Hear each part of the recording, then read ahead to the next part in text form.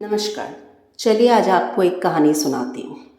क्या आप सबको पता है कि भगवान शंकर को या शिवा को हम चंद्रशेखर भी बुलाते हैं?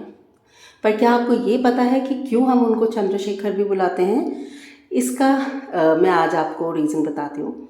क्या हुआ था जब शिव जी और माता पार्वती की शादी होने वाली थी, तो सब ने बोला उनको कि माता पार्वती आखिरकार एक राजकुमारी हैं, तो शिव जी को अपने जो उनका ओरिजिनल रूप है उसमें नहीं जाना चाहिए शादी में। थोड़ा सा नए कपड़े पहने, थोड़ा सा साज श्रृंगार करके ही उनको शादी में जाना चाहिए, नहीं तो फिर लोग वहाँ पे उनको देख के डर सकते हैं। ऊपर से उनके बाराती भी देव देवता थे, राक्षस थे, तो इसलिए उनको ऐसे नहीं जाना चाहिए। बट शिव जी तो मानने को तैयार नहीं थे। फिर नारद जी गए विष्णु जी के पास।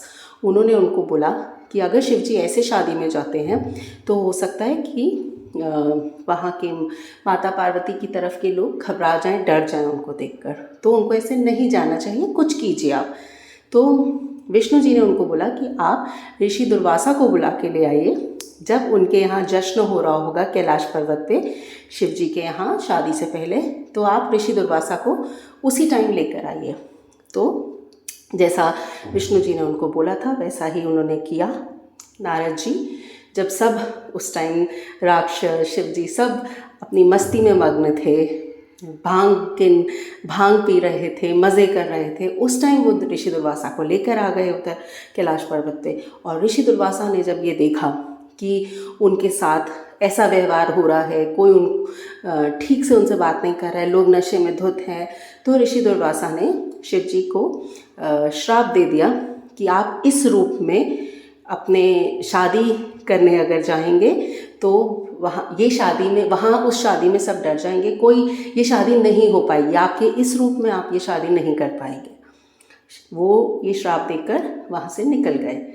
अब विष्णु जी के पास नारद जी फिर से गए कि ये तो उन्होंने उनको श्राप दे दिया, आप क्या करें? तब विष्णु जी ने उनको बोला अब आप मत घबराओ, ये श्राप ही उनके लिए फल का काम करेगा, क्योंकि अब मैं उनको जाकर समझाऊंगा और उनका रूप परिवर्तन करूंगा। फिर जब शिव जी शादी के लिए पहुँचे वैसा ही हुआ। सब वहाँ उनको देखकर, खासकर पार्वती माता की जो माँ थी वो बहुत घबरा गई उनको देख के, डर गई उनको देख के, और उन्होंने शादी से इनकार कर दिया कि मैं नहीं अपनी बेटी की शादी इनसे करने दूंगी। तब विष्णु जी ने उनको समझाया कि आप थोड़ा मुझे वक्त ही दीजिए और देखिए मैं इनको कैसे तैयार करके लाता हूँ। तब उस टाइम विष्णु जी ने शिव जी को ऐसा रूप दिया जो उनके खुद के अवतारों में से सबसे ज़्यादा सुंदर था।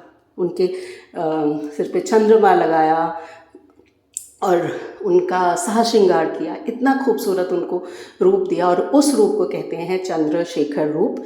और तब जाकर सबको शिव जी का वो रूप इतना सुहावना लगा, इतना अच्छा लगा कि शादी के लिए वो तैयार हुए, और तब माता पार्वती की शादी उस रूप में शिव जी के साथ हुई थी।